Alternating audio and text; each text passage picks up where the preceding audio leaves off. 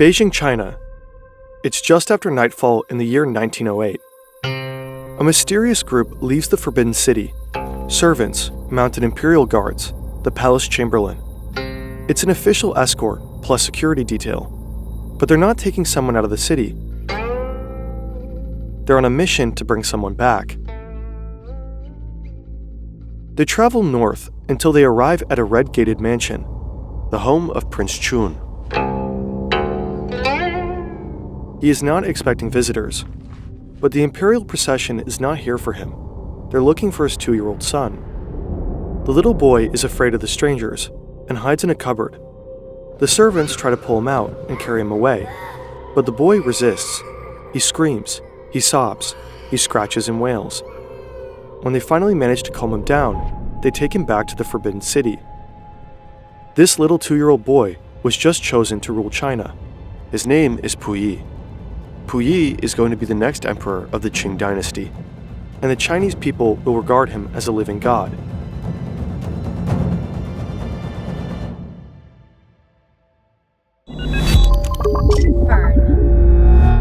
This video is largely based on the excellent book, The Last Emperor by Edward Beer. Find the link in the description. It's Puyi's coronation ceremony, and the boy can't take it anymore. For what seems like an eternity, they paraded before him. Strange men speaking strange words, ministers, palace guard officers, other officials. They approach and perform a ritual bow, kneeling 3 times and touching their heads against the ground 9 times. A kowtow. Each man pledges his allegiance, words that mean nothing to the young boy. To the 2-year-old, it's incomprehensible and frightening. The one person who could soothe him, who would calm him down and make him feel safe, isn't there. His wet nurse. Puyi is not allowed to see his mother, and Nurse Wang is her replacement. She plays with him, breastfeeds him, sleeps next to him. She's his main comfort and favorite companion. But she has been excluded from the ceremony. Puyi begins to fidget. Also, he's cold. The hall is freezing. He tells his father, Prince Chung, that he wants to go home. Then he starts crying. Prince Chung is desperate. No occasion could be more important than this. It must go well. He tries to soothe his son, saying that it'll be over soon. Those words may have comforted Puyi. To the palace staff who overhear them, though, they sound like a grim prophecy, not only about the emperor's reign, but about the fate of the Qing dynasty itself.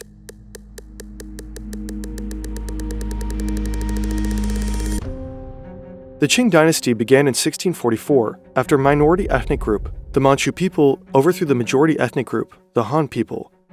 At its peak in 1790, the Qings were the 4th largest dynasty of all time.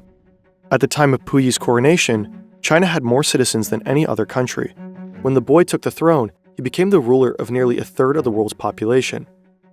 China has been ruled by dynasties for more than 2,000 years, and the power of the emperor has remained unchanged since then.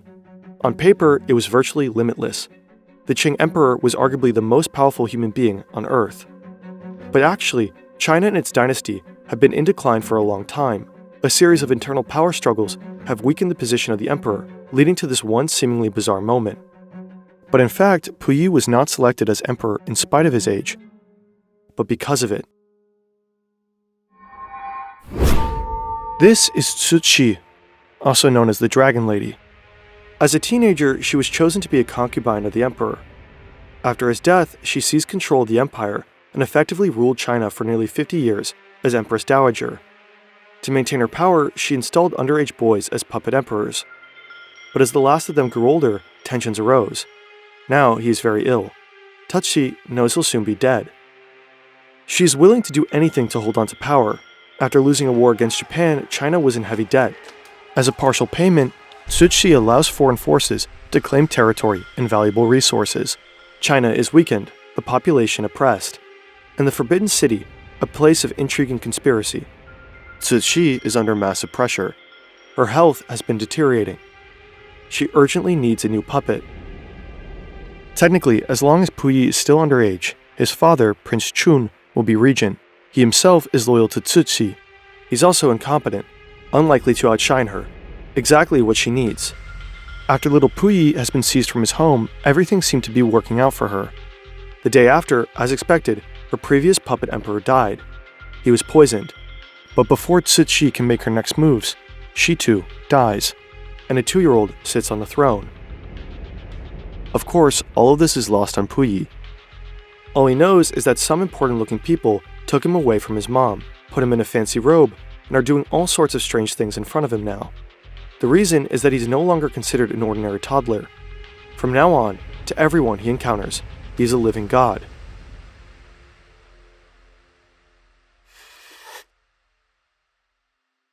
Three years later, Puyi is 5 years old now, and this is what a typical day of his might have looked like.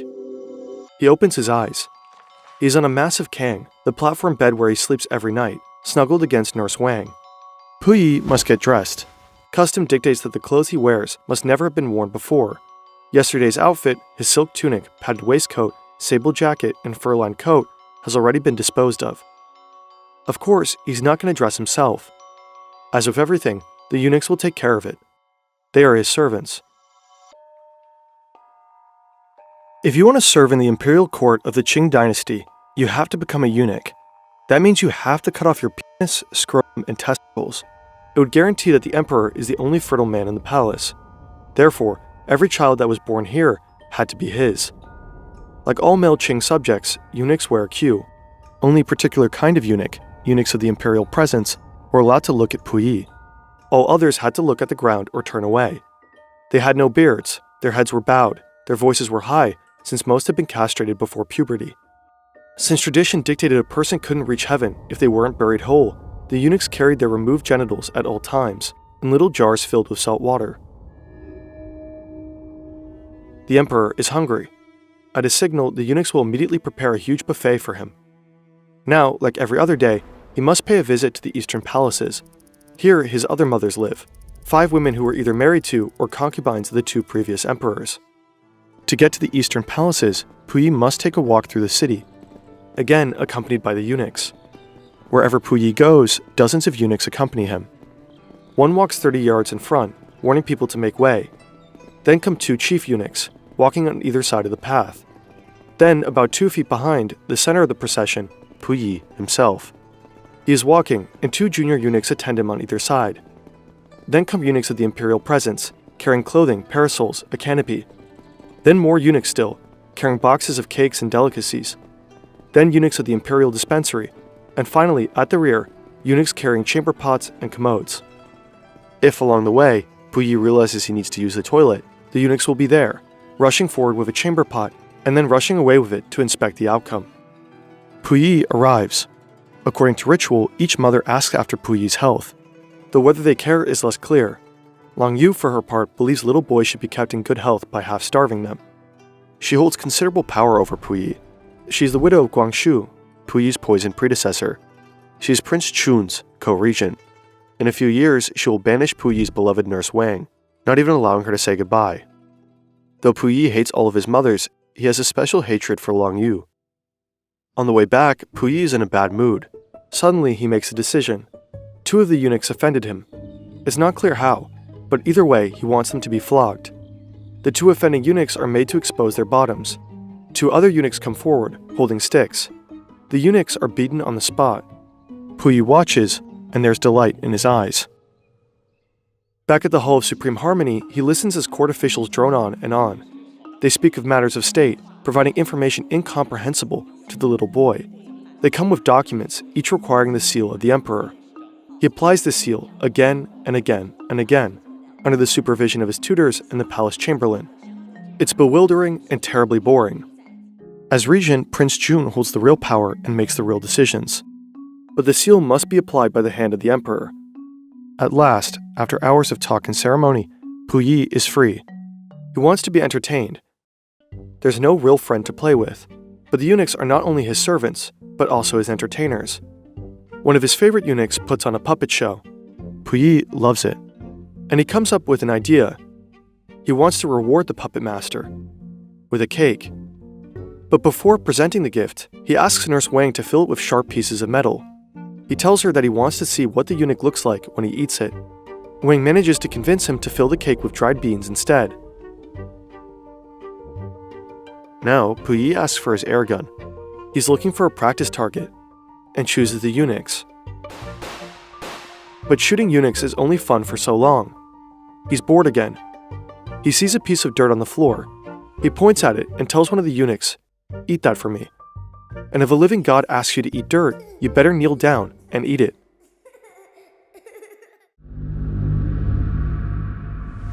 At night is when the little boy feels safest, curled up in the arms of Nurse Wang.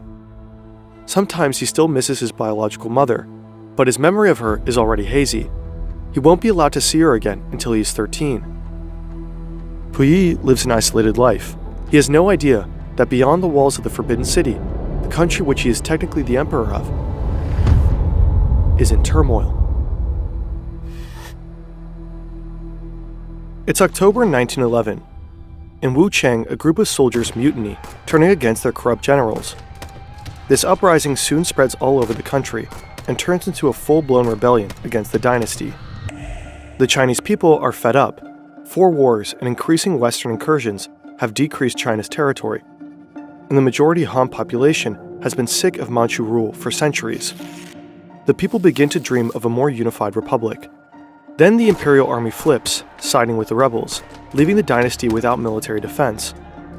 By February 1912, Prince Chung has renounced his position as regent. Empress Dowager Longyu also steps down and agrees to Puyi's abdication.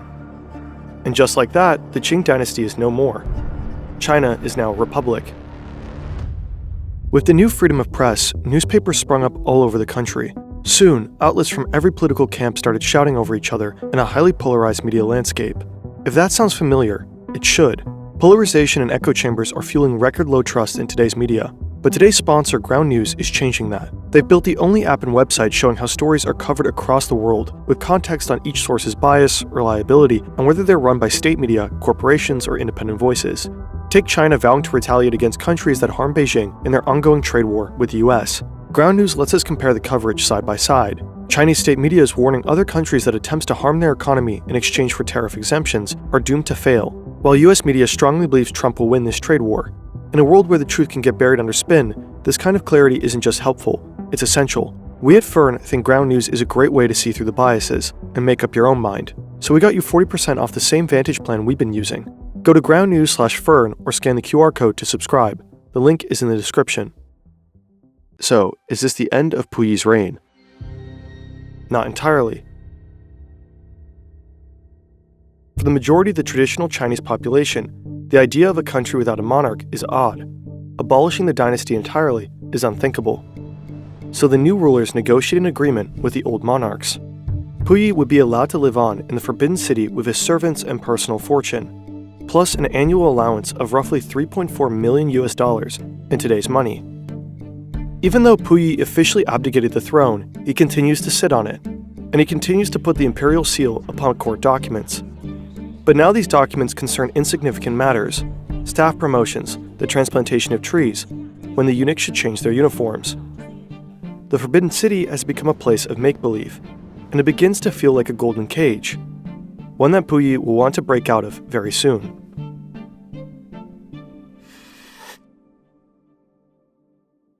Eight years later, a well-dressed British gentleman enters the Forbidden City. He will bring chaos to the divine palaces. His name is Reginald Johnston. Johnston is a respected Chinese linguist, a poet and calligraphist. Now he will be the English teacher of China's emperor. But Johnston begins to secretly teach Puyi Western history and philosophy. Up until this point, the young emperor only studied Chinese classics. But under Johnston's influence, Puyi falls in love with British culture, and he starts to change. Normally, all male subjects of the Qing dynasty were required to wear a queue, but soon, Puyi will just cut his off, a major offense to the tradition. He begins to dress like an English gentleman instead. He starts speaking a mix of English and Chinese, and from now on, he will call himself Henry. Puyi also wears glasses, which the dowager consorts will not approve of. He will ride a bike through the Forbidden City and fall in love with movies.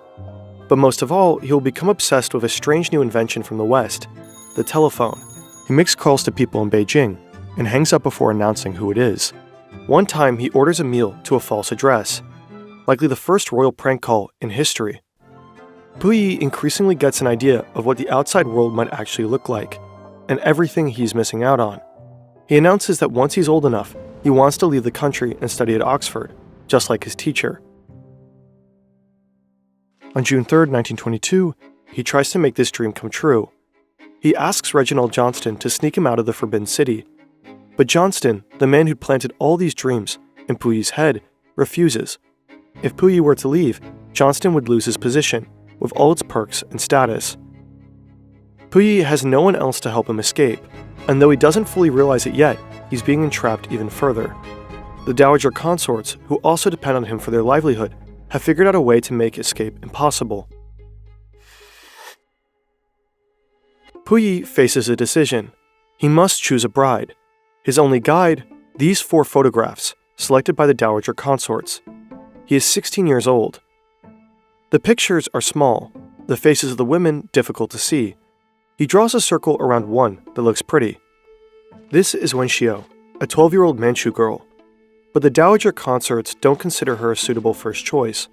She's an aristocrat, but she's too poor to be empress. He chooses again. This time he points to a 15-year-old girl from a prominent rich family. The dowager consorts are pleased. Her name is Wang Rong. 2 tiny pictures. One will be his wife, one will be his consort. He's encouraged to point to other pictures to choose secondary consorts, but Puyi refuses. One is enough. The pictures he selected are taken away. He won't see either girl until his wedding night. A couple of months later, just after the wedding, Puyi is with his empress wife for the first time. He has no experience with women. Now, on his first wedding night, he's supposed to consummate the marriage.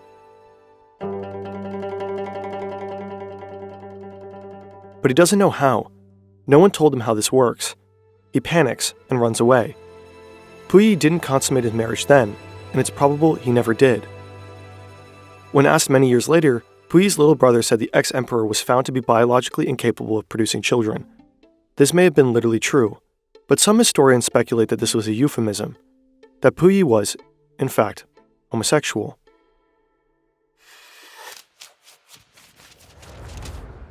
The years after Puyi's abdication are years of chaos. The first Chinese premier declares himself emperor. A few weeks later, he abdicates. 6 months later, he's dead. Meanwhile, warlords fight all over the country, and Western powers continue to assert economic and territorial influence through concessions. China is weak, fragmented, and without central leadership. In November 1924, one of the warlords takes control of Beijing and forces Puyi to leave the Forbidden City. He can keep his private wealth, and he'll get money from the state, but his days as emperor are finally over. To Puyi, now 18 years old, this doesn't sound too bad. He's always wanted to live an ordinary life. From this day forward, he'll be a private citizen, free to do whatever he wants. But his freedom will look quite different from what he expected. 26 years later, in a Chinese prison, to be more precise, the Fushun War Criminals Management Center. The dynasty is no more. The republic is no more either. After a brutal civil war, Mao Zedong and the Chinese Communist Party have seized power, and they've installed re-education centers all over the country. Prisons and labor camps where enemies undergo communist brainwashing in harsh conditions. They either learn to be communists or die in the process. This is one of them. Prisoner number 981 is weak and absurdly incompetent. He only recently learned to tie his shoes and brush his teeth.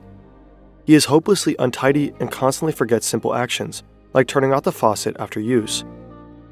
Before his imprisonment in 1950, he'd never have to do such things. They'd been done for him. He'd been a living god, after all. Now, like so many others, he's going through so-called remolding. He's compiled a list of Japanese crimes in Manchuria. He attended presentations by Japanese war criminals. These crimes, he was to blame for them, he begins to realize. For this is Puyi, the prison's so-called #1 traitor. After leaving the Forbidden City, he aligned himself with the Japanese. They first housed him in Tianjin, then enthroned him as emperor of the Japanese puppet state of Manchukuo in Manchuria. The region was invaded by Japan in 1931. For 11 years, he'd been the puppet emperor once again, controlled by the Japanese, legitimizing their myriad war crimes in Manchuria. When the Soviets invaded Manchuria in 1945, Puyi had been captured. Tried as a war criminal at the military tribunal for the Far East, he'd lied shamelessly to save his skin, disavowing all responsibility for his role as a ruler and blaming the Japanese, his former ally. Shortly after the Chinese Communist Party came to power in 1949, the Soviets sent him back to China. Now in Fushun prison, he's being remolded. The Chinese communists realize he's a powerful symbol, an incarnation of everything they're against: decadent imperialism and capitalist greed. If he can be turned into a communist, anyone can. It would be the ultimate symbol of their ideological supremacy. Puyi will spend 9 years at the prison camp, listening to lectures, grappling with his guilt, committing to paper his many sins. In the end, he is released, weak, shrunken, and humble. Puyi is now a true believer, a die-hard communist. At least, that's what he says.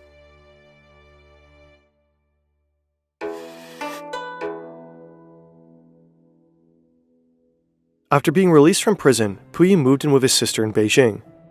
One time, he even worked as the tour guide in the Forbidden City, the place where he was once crowned the emperor of the fourth largest dynasty in human history, ruling over a third of the world's population.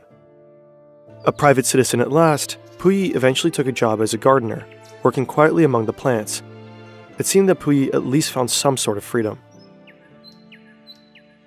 Throughout his life, he has worn many faces. As a toddler, he was traumatized by a sudden kidnapping. As a boy, he took pleasure in torturing innocent servants. As a teenager, he dreamed of becoming an Oxford student. As Emperor of Manchukuo, he was complicit in horrendous crimes against humanity. And as a prisoner, he was repentant and humble.